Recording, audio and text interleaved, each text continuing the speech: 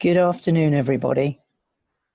Just wanted to check we are now online and we're ready to start our stress webinar. So thank you all very much for joining us. Good afternoon and welcome. My name is Jenny Powell.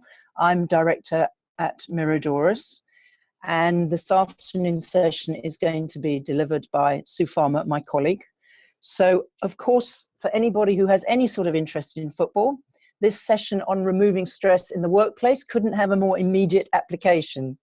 So what that means is that whatever your allegiance is, you will be able to watch England and Wales in a very calm, stress-free manner, unlike some of those football fans we've been seeing. And therefore, we do hope that the next hour, you can use the techniques that you learned from that to apply immediately this afternoon, assuming, of course, you're watching. So during the course of this session, my colleague Ben Crabe, who works with us on marketing and has been supporting us through the webinar, hello Ben, he and I will be monitoring any questions or comments that you may have that we'd like you to put in the chat box. Alternatively, if you want to email us after the event, then please feel free to do so. So we will be putting the webinar up online afterwards, and we will also be emailing you a link to a subsequent session should you wish to do that afterwards. So let me introduce you to my colleague Sue Farmer, who has many years experience in coaching and using all sorts of techniques to manage people's stress and to remove any particular challenges they have in the workplace. So Sue Farmer will be running this session, and I'd like to hand over to her now. Thank you, Sue. Thank you very much for that introduction, Jenny. And of course, I have endured over the last week endless jokes about just how stressed can you be when you're preparing for how to eliminate stress webinar. And I don't think there is a joke that I haven't heard. And as I was starting to think about how would we kick this session off in a way that would resonate with people, one song kept coming into my mind, and it took me back to when I was a teenager, or maybe I'm exaggerating a little. Maybe I was slightly older than a teenager. And it was a Frankie Goes to Hollywood song. And that song was, War, what is it good for? Absolutely nothing. And why that resonated was because I could so easily switch the word war for stress. Stress, what is it good for? Absolutely nothing. And I'm sure this afternoon that there are some concepts and some statements that I'm going to make that may have an instant reaction with you. But I would encourage you to just let them sit and see how you sense and feel about those statements tomorrow. To start with, I'd like to rename stress, please. I'd like to rename that word and call it fear, or even insecurity. You see, in certain situations, we can directly translate stress into that word fear. And in other situations, we can directly translate it to insecurity. And we use stress as a term all the time. Does anybody really understand it? I'd like to suggest that logically, we get it. Do we really get it? When it comes beyond the logic, do we really get it? There's some great stats out there at the moment about the impact of stress. So I think Huffington Post did one just recently where they interviewed 10,000 people about who suffered from stress, whatever this stress word means. And 44% of the respondents claimed to have been suffering from stress for a year or more. Another look out into the marketplace, another piece of research which said that 1 in 4 people that were interviewed regularly reached breaking point. Regularly reached breaking point. Now that really is something to think about, because we know that there is a cost to stress in the UK. And at the moment, the estimated bill is over £6 billion a year. And we know that we can test for it. So we can actually go out to the medical profession and take a stress test, which I think is fascinating. And what that stress test does is it doesn't understand us as individuals or as people. It comes up with a list of life experiences which have stress related to them.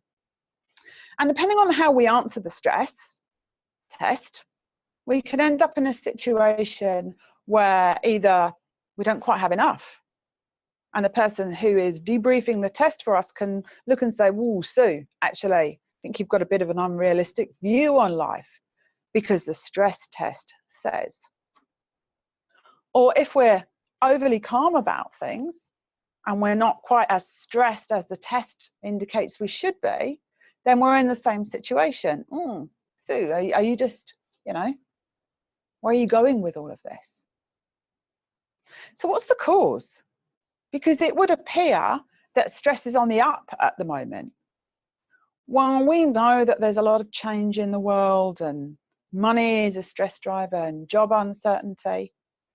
And actually, right now, another piece of research has suggested that 1 in 3 of us is job hunting. A third of the working world population right now is job hunting. I think that's really fascinating, because we also know that interviewing is a big cause of stress.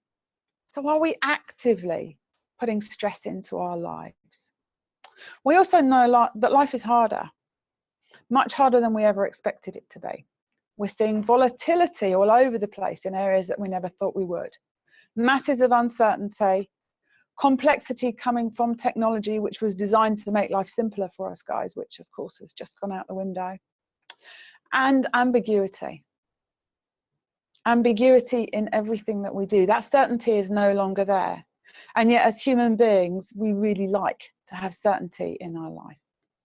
And on top of that, with all this change and uncertainty and ambiguity, we put a set of expectations on ourselves and on those that we work with and on our families. And even when we're doing a really good job, and we know we're doing a really good job because people are telling us, or we've got that feeling inside us.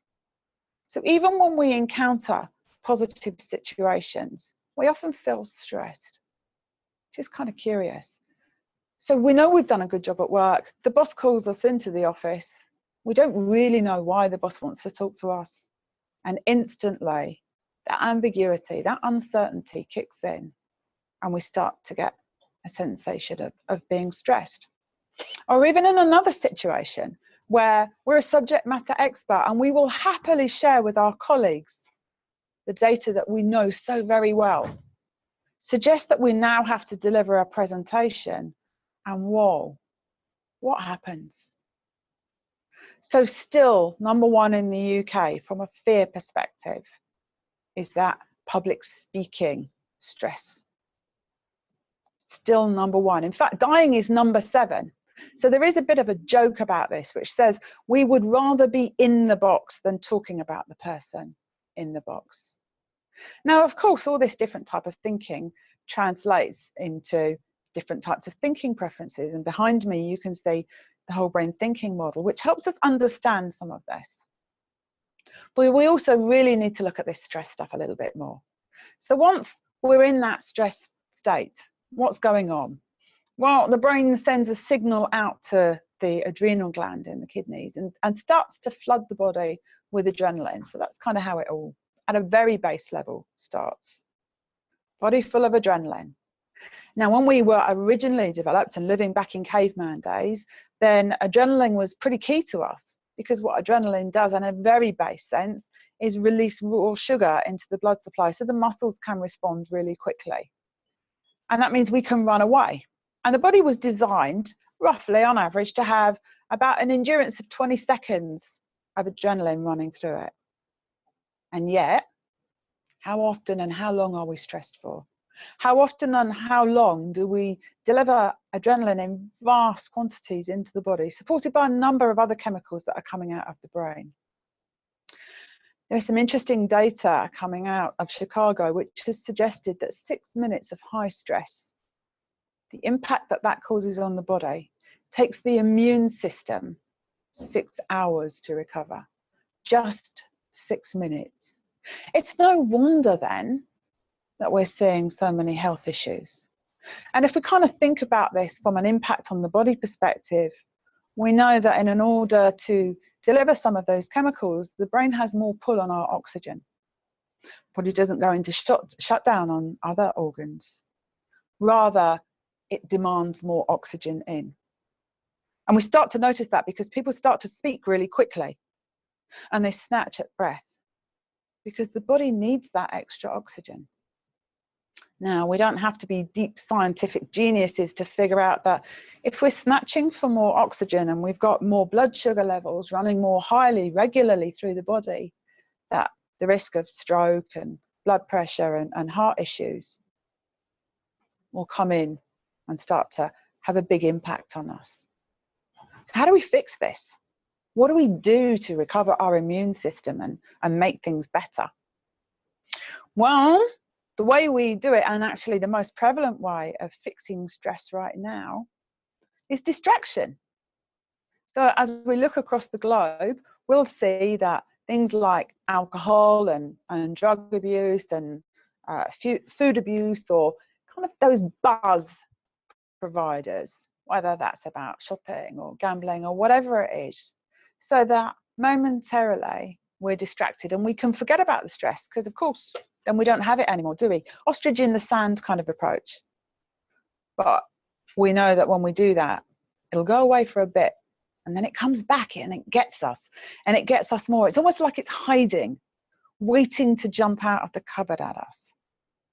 Now we've got a bit smarter, and some people are moving more towards things like meditation or singing or dancing. All of those remove stress, or even exercise.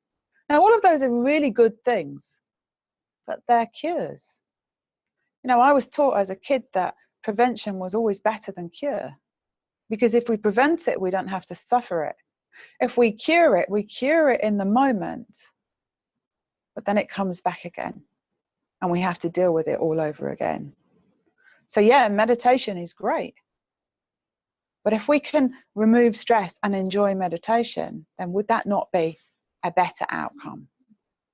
The really interesting thing about stress, I think, is that we've just accepted it as a norm. It's okay. You know, you talk to somebody that you meet at work and say, you okay? You look a bit stressed. Yeah, I'm stressed. And your point is, what are you trying to say? Because it just is. It's just been accepted. And if we look back over history, then norms actually have played a big role in how we viewed things. So if we go back to the 13th century and we start to look at what the Crusaders were up to as they travelled on ships, well, you know what? Scurvy was a norm. People knew that if they travelled by sea, there was a good chance they were going to get scurvy and die. In fact, between the years of 1500 and 1800, more than 2 million sailors died of scurvy. Never mind passengers, more than 2 million sailors died. And yet in 1593, one of the admirals recommended vitamin C in citrus fruit. In 1753, there was some scientific evidence to prove that citrus fruit would take scurvy away, but it didn't get accepted. It took until 1867 when an act was passed demanding that all sailors travelled with lime juice, Rose's lime juice as it happens. So it took over 500 years for that norm to change. And once it had changed, wow, we took a huge step forward. And I guess the same could be said with physical health. When we think about germ theory, you know, pre-1850, it was the norm for having a baby for the baby to die, or for getting a cut and for it to be turning gangrenous and your arm being chopped off, because they didn't understand. In the same way as the naval people and the sailors didn't understand that vitamin C would resolve scurvy, they didn't understand that it was germs and the connection with germs and death, until, of course, sterilisation came along and antibiotics. And then World Health took that huge leap forward. And what was the norm changed, and we created a new norm again. Because now if we get sick, we do something about it. We don't expect to have to endure it. It isn't the norm. The norm is that we get unwell and we do something about it. And what I'm going to suggest now is that what we need is a new norm for mental well-being. What we are missing at the moment, and the reason that we accept it and all the impact that it has, is that we're missing a proper understanding of what stress really is and how to overcome it, because we just don't get it. We don't understand it, so therefore we can't fix it, we can't lower it, we can't do anything other than manage it. Let's just take a little step back. Let's just make sure we understand what we mean by stress. You see, situations aren't stressful. The stress is about our experience. I'm going to define stress as an experience that we have given a certain scenario, a certain situation. In other words, stress is something that we feel. We know we have it when we feel that tension or we feel that pressure. Can't be a situation, because situations don't have feelings associated with it. And the only way that we know we have it is that we feel it. And whilst we're on that subject of feeling it, there is no level of stress that is good for us to have. Given how I've just defined it and the impact that I talked about earlier of stress on the body, then we know that it's never good to be stressed. It cannot be good for us. It impacts the way we think, it impacts the way we listen, we put filters over what we see, how we interpret things, our whole perception changes. So it's never good. Now, of course, a little stress is way better than a lot of stress, but actually the ideal would be no stress. And people don't like that feeling of stress. We don't like not being in control of our emotional well-being, but we kind of endure it. We kind of accept it as a norm. Now, I just want you to imagine for a second that you're talking to a good friend about a subject that you're really comfortable on, something that you know a lot about. And as you're thinking about talking to that person, I just want you to notice how comfortable it is. And now let me retell that situation where now I want you to talk to 500 people. I'm going to put you on a stage that's 15 foot above everybody, and I want you to talk to 500 people about that same topic. And what happens? A lot of people get clumsy at that point. They get awkward. Their brain gets foggy and they can no longer talk with ease about a subject that they know so well. And yet what's changed? Still the same person, still the same brain, still the same capabilities, still talking to people, using the same language. The only thing that's changed in that situation is your mind. It's just thoughts. Now you see, not everybody responds in that way. Because some people will say, yeah, nothing changed. I just kind of got on the stage and I did what I always do in the way I've always done it. Just talk to people about subjects that I'm comfortable to talk to people about. So what's the difference? The difference is our thinking. And it all just starts with a thought. Where does that thinking come from? Well, it comes from us. It can't come from anywhere else. We're generating that thinking that impacts us so hugely. Which is why I'd like to suggest that actually the model that we've been looking at up until now is just wrong. This outside world model, outside in model, just doesn't work. That's why we can't fix it, because we're looking to resolve stress issues completely in the wrong direction. Because if it's in the outside world and we can just catch it, because clearly if we go back to my scenario of presenting that the minute we walk on the stage, then we can attract, almost like magnetism, those stress particles, then actually it'd be easy to fix, wouldn't it? Because we could just decide to duck out of life and avoid any situation that's going to make us stressed. And you know what? Some people do that, but then they still find that they get stressed from other situations. But if we accept that it's us that cause it, that it's our thinking that generates it, that it's an inside out, we don't need to worry about managing it. We don't need to worry about avoiding it or releasing it. Because if we try and manage anything, then we know it will come back and get us. Whereas if we recognize that it's an inside-out model, that we control it, now that puts a whole different perspective on everything. So the first thing I'd like to state, really, when we recognize that and we start to think about this inside-out model, is that there aren't stress particles outside our workplace or in our home or over the area of the house where we do homework or whatever else it is that stresses us. Actually, it's all self-generated inside. It's how we think. We manufacture it, which of course means that we have some choices here. And if we manufacture it, the reason we struggle with so much difficulty to explain what stress really is because it's not real. It really doesn't exist as an entity in its own right. Something that we've manufactured.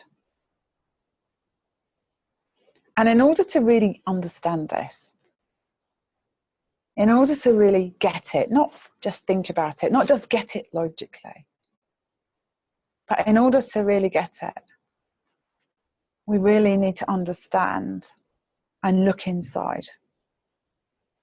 Because if this model is true, and I firmly believe it is true, then we have an opportunity to learn. When we're just managing things, they're going to happen to us again and again and again because they're not within our control. They're someone else's fault. We can always blame somebody. But actually, if we recognize that we're generating it, then we can control our emotional well-being. We have an opportunity to do something about it. This model becomes very, very empowering. And it delivers hope. Hope for change, hope that we can do something, hope that we can make things better, because we can.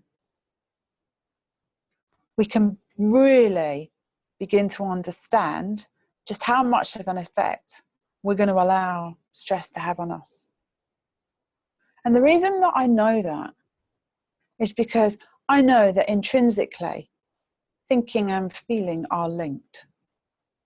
You see, a thought happens, and we have about 90,000 of them a day, guys. It's not just one thought, but a thought happens.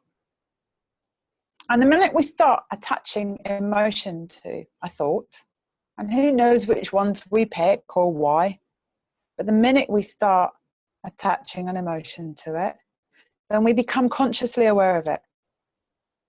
Thought, feeling, takes 0.02 of a second. We don't have a chance to intervene.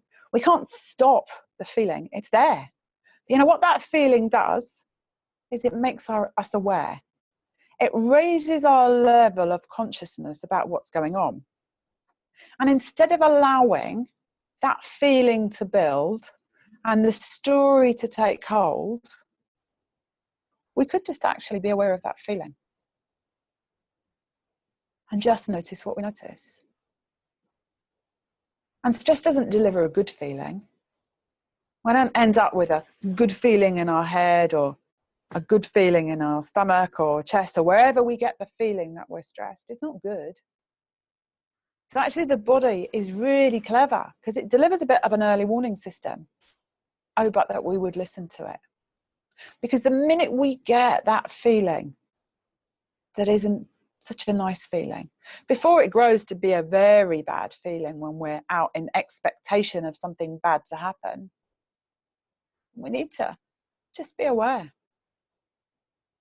Just be aware that, hey, we've got a bit of thinking going on here that's causing a bit of feeling that's giving me that awareness of stress. You see, because feelings, they're just a guide. They're just a guide to what's going on the inside. Without these feelings, we're unaware. How can we be anything other than unaware? So when we think about our feelings that go with those thoughts, we could just stop. We could recognize that at the point where stress is really kicking in, and by the way, we all have it. It is impossible for human beings to go through a day without reacting to the world, being seduced by a thought, whether that thought is, I'm not good enough, the world doesn't understand me, I'm not earning enough money. Whatever that thought is, they become very, very seductive. And those feelings, they really let us know. They let us know in a way where we have some choices. We can either carry on with that thought and that feeling, or we can just slow down and stop and wait for the thought to pass. Given the volumes of thinking that we do in a day, they're a bit like buses, you know, one goes, another one will come along, and I guarantee it, another one will come along. So we could just wait. We could just wait for that stress to just pass.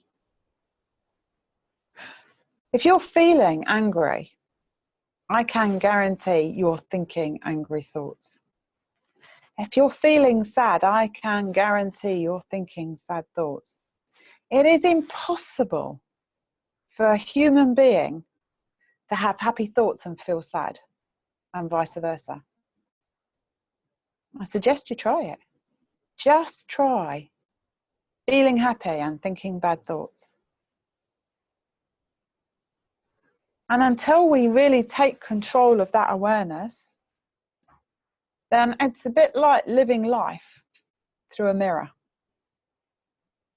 I don't know if you've ever tried to get dressed or do anything in front of a mirror, but you end up being really awkward and really clumsy because everything is kind of back to front. And when we're acting on those under pressure, those stress type thoughts, when we've got that feeling, that uncomfortable feeling, then it's like doing that. Occasionally, we cop lucky and we get the button done up in the right way, or the pin put in the right direction, or we reverse out of the drive smoothly first time.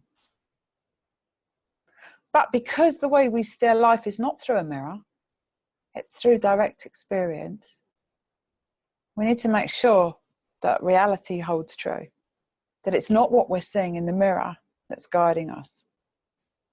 You see, when pressure and stress really kicks in without us taking control over it, we have that feeling, that scary feeling. But the fact that we have that inability to see clearly suggests that all the things, all the normal approaches that we utilize, intuition or whatever else, whatever other strategies we have, that they actually go out of the window. It's a bit like trying to use one of those snow globes as an analogy. So when we're secure and thinking normally, stress-free, then we see very clearly what's in the middle of the snow globe. But when there is some pressure building up and we start to think about it, then it's like that snow globe has been shook up and we can no longer see clearly. And that's why we need to just slow down. And when we can do that, when we can just slow down, and we can allow the snow to settle in the snow globe. And from somewhere, a new thought comes. It comes from that area of wisdom that we all have. And suddenly we become much clearer, much wiser. Now, it doesn't all happen in an instant like that. Sometimes it takes a few minutes or a few hours, but it comes. It always does come. And then we can really begin to recognize that actually it wasn't the situation. It wasn't the deadline. It wasn't my boss. It was all me. It was all my doing. And like most things in life, the more we practice this, the better we get. Because as soon as we're open to recognizing that it's just a thought, which has driven a feeling, which is not making me feel great, I just need to slow down and allow it to pass rather than build it out. And then not put in that position of having to deal with whatever reality I create based on my thinking and feeling in that moment. So let's go back to that presentation situation where you're the subject matter expert, you know the topic, and it's just your thinking that's getting in the way of delivering a presentation. If you're aware it's just your thinking and that it will just pass and that you do know your topic and it's just like having a normal conversation with people, you don't have to justify why you feel the way you feel anymore, because there's nothing left to justify. You don't have to be anxious. You don't have to be clumsy. You don't have to forget how to breathe or how to engage with people or how to do any of those things that you normally can do in a different situation, because the stress is not associated with the situation.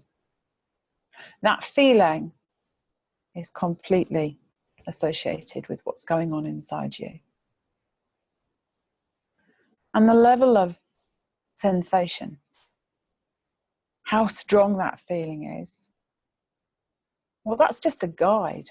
That just is a bit of an indicator about just how bad are things. How bad have I let this story get? How much have I allowed my thinking and that associated feeling to get in my way? Versus just stopping and slowing down. You see, the minute I stop and slow down and recognize it's just my feeling, then actually that becomes a bit humbling, because I have to have that conversation with myself. I have to say, so you've done this to yourself? So you've had all that thinking about that presentation that you know all of the detail about, but you've done this all to yourself. You've essentially got in your own way. You've tripped yourself up. You've driven yourself to a point where you can't think clearly, you can't hear clearly, you can't talk clearly. Everything has become foggy. And if that weren't enough, it feels really bad. It feels like I'm not in control anymore. I've done that to myself. Really? That's kind of humbling. Because for most of us, it doesn't occur to us that we're doing it. For most of us, what occurs to us is the outside world is doing it. And all the time we believe it's the outside world, we can't do anything about it.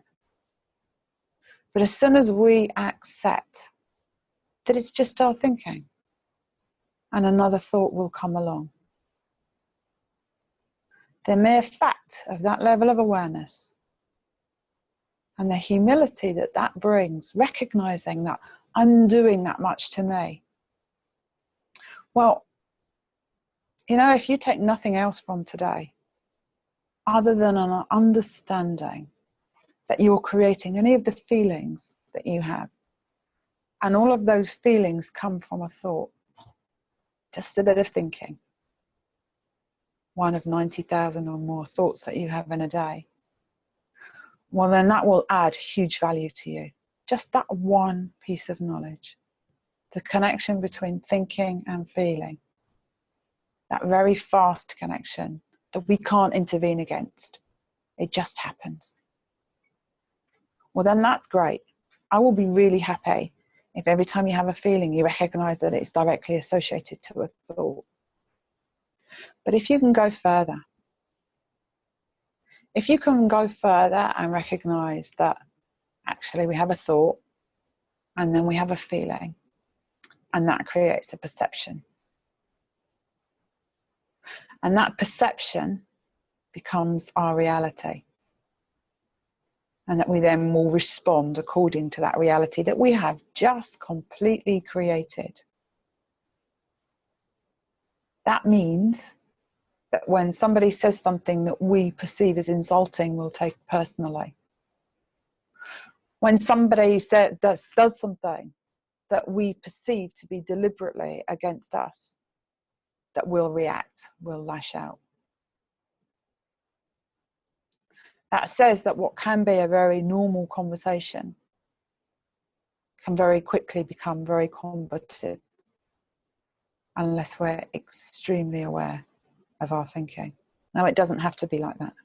Now, we can carry on with that old model ad infinitum, as we have done for the last hundreds of years, in the same way as the sailors didn't believe that vitamin C was going to save their life from scurvy, or that the doctors and the medical profession back pre-1850 had any kind of understanding about germ theory and the fact that if you use the same instrument to deliver a baby and cut off an infected limb, that there was a good chance you were going to get cross-contamination. They didn't understand that. And from a stress perspective, we still are at that stage of learning to understand that it's an inside-out world that we live in. That it's our thoughts that come first, very quickly followed by our feelings, which will drive our perception. And as we increase our awareness, will it go away? No.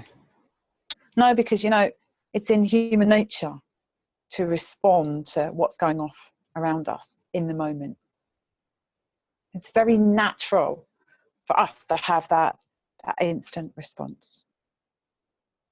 But when we understand that instant response, which releases so many chemicals into our body, which was originally only designed to save us from a saber-toothed tiger or a cave bear, wasn't designed to deal with some of the situations that we encounter today. It's just that old brain gone mad. And we really need to think about how many saber-toothed tigers do we encounter in the workplace? Or actually, is it just my thinking? The deadlines won't change. Your boss won't change. The amount of work that you have to do won't change. But what can change? What can make a real difference to the quality of your life and the life of those around you is recognition that what you're doing on the inside creates the outside world, the outside life experience. It's not what's going on the outside that drives it. And when you really start to embrace this very, very simple model, and it is simple, like all the best models, when we start to understand that it's a thought, followed very rapidly by a feeling, coming from a position of fear or insecurity or stress, what you will, and that I can take that thought out to its full story and suffer, because I'm the only one who can make me suffer. Or I can just slow down, slow my breathing down. In fact, if I knock my breathing down to about 8 breaths a minute, I'm no longer taking in enough oxygen to deliver all of those chemicals. And recognize it's just my thinking. And embraced all of the humility that comes with knowing that I'm doing this to myself. And I really have some choice here. I can really begin to create a new roadmap for myself, a new journey, because I can learn. When it's done to me, I can't learn. But stress isn't done to us. We do it to ourselves. I would encourage everybody to go and practice, to go forward with this model of recognizing initially where our feelings are coming from and the link between thinking and feeling. And just looking at what impact that has on our working life, but also on our home life, because the two are intrinsically linked. And so learning to apply it in a work and a home situation could make a huge difference to all of us, particularly when we look at what's going on with relationships. Relationships are all about communication. And whether we're talking about, again, the fact that we have a third of our working population out job hunting at the moment, or whether we're looking at divorce rates touching 50%,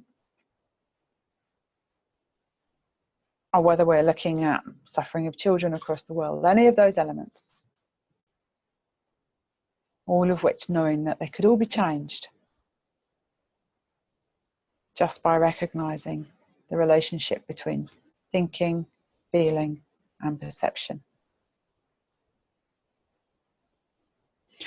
When we planned this webinar, we had some thoughts in mind, given that the England game is on at 2 o'clock, about whether we would change the time of the webinar altogether. And we figured that actually maybe, as Jenny said earlier, a few England supporters and a few Welsh supporters would very much benefit from understanding that any of the sensations that they're having right now is all about their thinking. We did agree that we'd try and finish a little bit earlier. However, there is one last element that I would like to put into this. So now we're kind of clear on the relationship between thinking and feeling. The element that I would like to present as a last thought is about expectation. You see, the deadlines are there and our boss sets objectives or whatever else there is. And that's great, because you know what? We should be striving to do the best we can with what we have available at the moment. But it's those expectations, isn't it? The minute we put an expectation on ourselves, and it's us that do it, by the way, no one else can have an expectation of us, not one that really matters, and we're into pass or fail territory. And we can turn what could be an amazing success into a huge, great failure. And it took me a while to really understand this particular concept. And I guess it was my kids that taught me this one. And it was around a birthday time. And a few of you who are on this webinar who've heard me tell this story before, because it touched me so deeply, I just want to share it very quickly again. So I have twins. And they were at their dad's on their birthday, and I saw them a couple of days later, and I said to them, "How was your birthday?" And they said it was really rubbish. Really, really rubbish. You not got a present then? Yeah.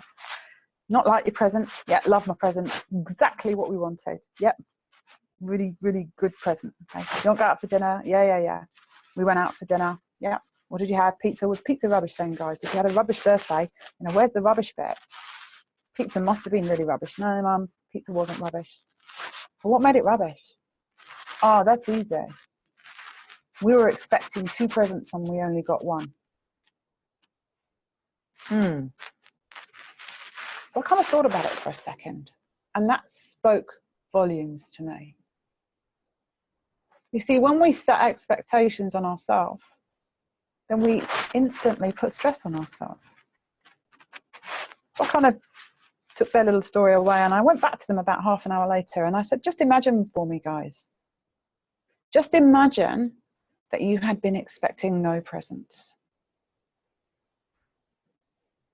Just imagine that there you were expecting no presents, and suddenly you have a present. How would that be for you? And the response was really simple, because that's really really very straightforward. Oh, it would have been a great day, Mum. Oh, it would have been just amazing because we went for pizza and we'd have just got the one present that we really wanted and it would have been fab. Now, they're only 10, but as they really reflected on this, I said to them, okay, guys, so what's changed here? You've got two scenarios. One way you told me you had a really rubbish day, and I've just presented a slightly different scenario where you had a great day. Thinking and expectation, that wasn't their words. Oh, Mum, we should have just not had any expectations with their words. If we'd have thought we weren't going to get a present, it would have been amazing. Maybe we need to do more of that. So if you can really question, as we close out on this webinar, and I hand back to Jenny, just what role does expectation have for you? And where does stress have a place in your life? And how much is it controlling you versus you really taking forward the free choice? Thank you very much.